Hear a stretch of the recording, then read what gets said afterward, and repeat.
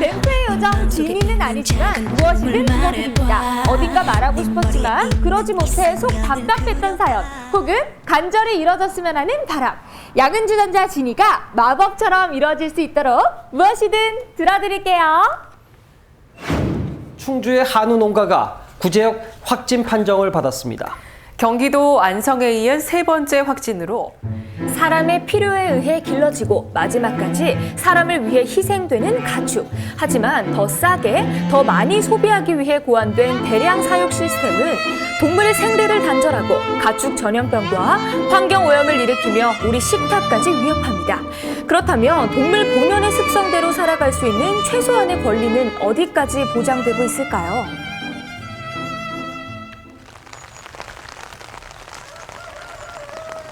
꼭기요!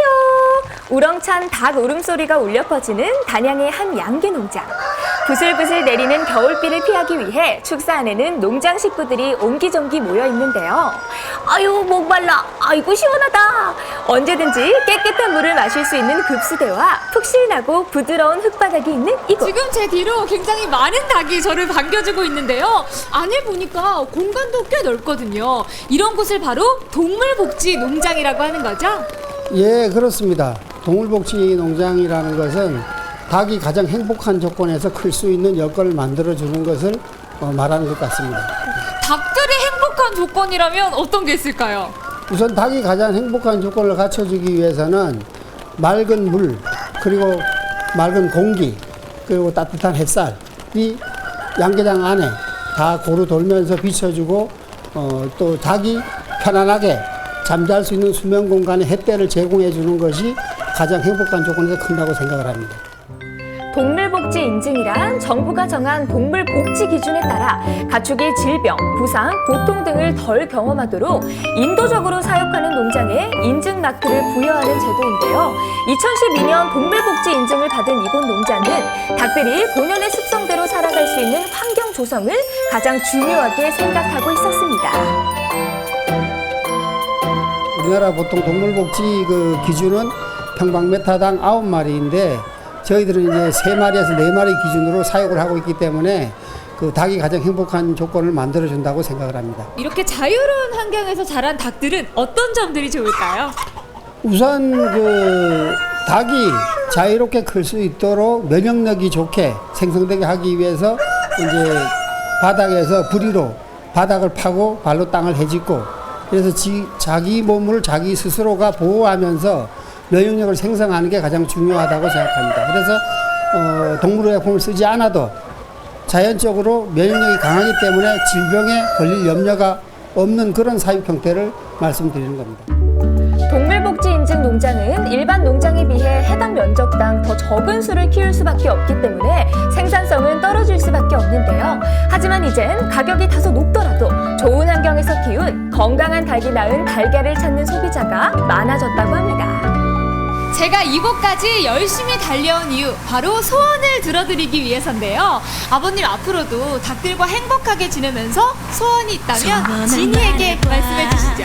예, 지니에게 소원이 있다면 우선 안전한 축산물을 생산을 해서 소비자한테 깨끗하고 또 항상 믿을 수 있는 계란을 공급하는 것을 가장 소원이고 그 다음에 좀 환경적으로나 여러 가지 어려움은 많지만 금전적 도움이 좀 된다더라도 지금 저희들이 하고 있는 자연농계 중 양계사를 많이 좀 봐주시고 또 하시는 분들이 경영하시려고 하시는 분들이 좀 많이 늘어나 주셨으면 하는 바람입니다. 닭에 비해 더 넓은 사육 면적이 필요한 돼지는 그렇다면 어떻게 기르고 있을까요? 음성의 한 동물복지형 양분 농장을 찾았습니다. 이야, 흑돼지군요. 네, 이곳은 7년 전 귀농한 젊은 부부가 운영하고 있는데요. 돼지들 표정 보이시나요? 코로 땅을 파며 본능을 마음껏 표출하고요. 진흙에 팅글팅글 볏짚을 푹신한 이불 삼아 누워있는 모습이 돼지들에겐 지상낙원이 따로 없습니다. 저희는 넓은 공간에서 조금만 사육 두수를 키우기 때문에 그런 분뇨 처리에 대해서는 그렇게 스트레스를 받지는 않거든요. 왜 그러냐면 얘네들이 1년 동안 쌓은 분뇨를 저희가 밭에다 다시 뿌려주고 거기에서 나오는 작물들을 다시 얘네들한테 돌려주기 때문에 진짜 말씀을 듣고 보니까 공간에 비해서 네. 두수가 굉장히 적은 편이네요. 네네네. 현대 축산을 하시는 분들이 저희 농가도 많이 오시거든요. 정향을 하기 위해서. 그런데 보통 보면은 그런 분들이 하시는 말씀은 한 요 정도 규모면은 한 200마리 정도는 키울 수 있겠구나라는 말씀을 하세요. 농장 규모는 한정되어 있는 상황에서 이렇게 넓고 돼지들에게 최적화된 환경을 조성할 수 있었던 건 소규모 축산을 하겠노라 다짐한 부부의 결심이 컸는데요. 관행 축산과 또 하나 다른 점은 이곳 농장의 돼지들은 무리 사육을 위해 새끼 때 송곳니와 꼬리를 자르는 고통을 겪지 않아도 된다는 겁니다. 보통 이제 양돈을 하시면은 처음에 새끼가 태어나면은 이랑 꼬리를 자르거든요. 근데 저희는 그런 게 없다 보니까 먹고 싶은 것도 마음껏 먹을 수 있고 사계절에 나는 그런 농산물도 다 마음껏 먹을 수 있어요. 감곡이 복숭아 고장이에요. 그래서 복숭아 나는 계절에는 복숭아 파지들 이웃에서 주시거든요. 그래서 저희 복숭아도 있고 그래서 복숭아 주면은 씨까지 아주 아작아작 씹어서 잘 먹고 호박 같은 경우에도 이제 속이 달달하니까 이를 깍 깨물어서 뽀갠 다음에 앞발로다가 잡고 안에 단 부분을 먼저 먹고 그래요. 토실토실 아기 돼지 정말 귀엽죠? 보통은 돼지들의 안전을 위해 어미와 분리시켜 기른다고 하는데요. 이곳 농장은 넓은 축사 덕분에 아기 돼지들이 엄마 곁에서 젖을 먹고 자라고 엄마가 하는 행동을 보고 따라하며 돼지의 습성을 하나씩 배워갈 수 있습니다. 방금 화면을 보면서 흡족한 마음이 드는 거 비단 저뿐만은 아니었을 텐데요. 그렇다면 우리 지역 충북에는 동물 고유의 습성대로 살 수 있는 동물복지 농장이 얼마나 있을까요? 충북은 현재 30농가가 인증을 받았습니다. 이제 산란계 농장, 29농장, 또 돼지 농장 한 농장입니다. 전국적으로는 한 206농가가 인정을 받았는데요. 거기에 비하면 두 번째 정도 되겠습니다. 충북의 경우 동물복지 인증 농장의 수가 전국에서 두 번째로 많은 것을 알 수 있는데요. 하지만 제도 도입 7년이 지난 지금도 전체 축산 농가 수에 비해 동물복지 농장의 수는 현저히 적은 수입니다. 뿐만 아니라 닭에 비해 돼지나 소 같은 대형 가축의 동물복지 인증수는 특히 저조한데요. 그렇다면 우리 지역 양돈 농가는 동물복지 농장 전환에 대해 어떤 생각을 갖고 있을까요?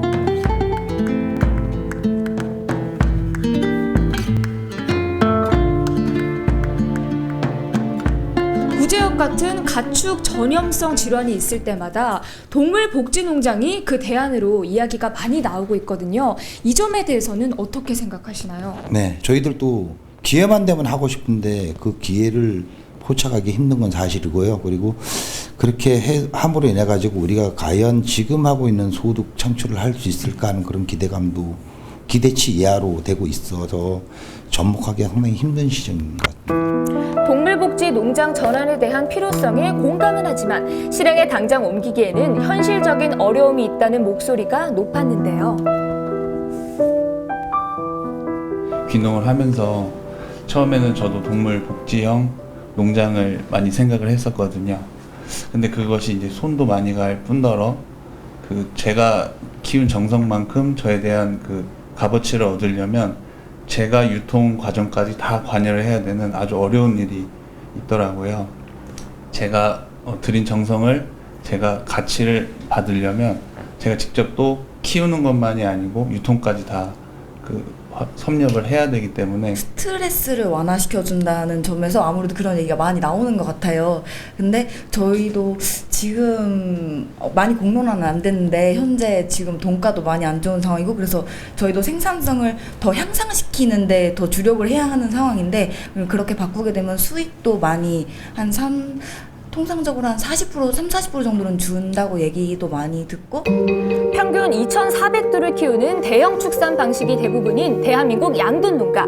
만약 동물복지 농장으로 전환할 경우 농장 면적을 늘려야 하는 것은 물론 운영하는 데 드는 비용과 노력에 비해 수익성이 따라가지 못하고 있는 것도 농가들에겐 큰 부담으로 작용하고 있었는데요. 또 하나 불안한 소비 시장도 걱정거리입니다. 지난 10월부터 국내산 돼지고기 가격이 지속적으로 하락세를 보이는 데 이어 자급률까지 낮아지고 있는 상황에서 아무런 대책 없이 생산성이 낮은 동물복지 농장으로 전환하는 것은 상황을 더 악화시킬 뿐이라는 건데요. 농림식품부에서 지금 현재 돼지고기 자급률을 80%까지 상향을 잡고 있거든요. 근데 만약에 동물 복지를 하게 되면 저희가 지금 현 자급률이 69%가 되고 있거든요. 근데 동물 복지를 하게 되면 지금 한 30%에서 40%가 감소가 하게끔 되어 있어요. 근데 이제 여기서 이제 80%까지 끌어올릴 수 있는 방안을 만들어줘야 되는데 그 방안은 이제 사육 규모를 늘린다거나 그리고 아니면 뭐 건폐율을 더 충원을 더 시켜준다거나 이제 그런 방안을 같이 가야 되는데 이제 그런 방안이 현실적으로는 조금 힘드니까 이런 방안을 정부하고 이제 같이 이제 고민을 해봐야 되는 문제일 것 같습니다. 자급률이 낮아질수록 수입이 늘어난다는 얘기와도 같겠네요.